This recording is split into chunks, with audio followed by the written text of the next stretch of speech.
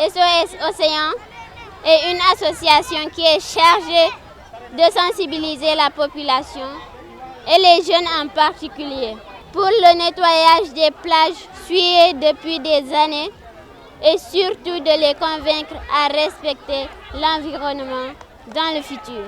Ces 100 élèves de l'école primaire Cap 2 avec leurs parents qui ont uni leurs forces avec les écoliers et collégiens de Linkin en partenariat avec la base navale sud et le club changement climatique pour nettoyer les coins et recoins de la plage de Linkin sous la bannière SOS Océan. Cette initiative aura un impact fort dans la protection de l'environnement. Oui, sur l'environnement, vous savez que nous célébrons la journée mondiale de l'environnement le 5 qui a pour thème la pollution du plastique dans les océans. Nous savons tous le plastique aujourd'hui, quand vous jetez un plastique, il peut te faire 500 ans sans se détériorer. Et cela a un impact sur l'environnement, d'abord sur la terre, mais aussi dans les océans. Les nanoplastiques que les poissons également vont manger reviendront en tout cas chez nous parce qu'ils vont être dans le sang des poissons ou bien dans la chair du poisson. Et ce poisson-là que nous consommons également, ces fruits de mer que nous consommons.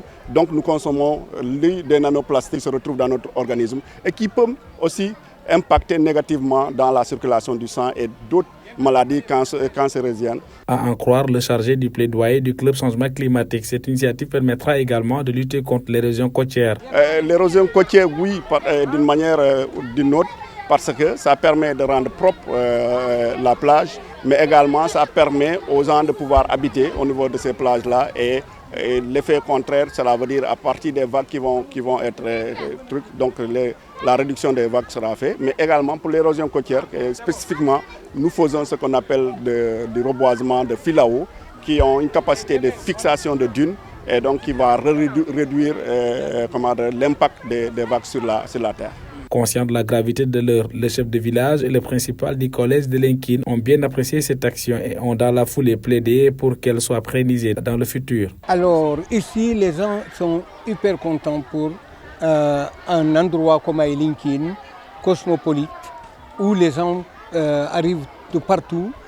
S'ils trouvent un endroit, regardez par ici, là où nous sommes, c'est nettoyé. Le plus souvent où les gens viennent rester avant de prendre les bateaux pour les îles. J'aimerais, je le disais tantôt à un ami, si on pouvait vraiment mener ces activités chaque mois, ça serait une bonne chose.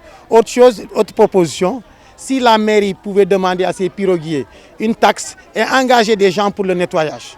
Moi, je pense que ça serait vraiment une bonne solution.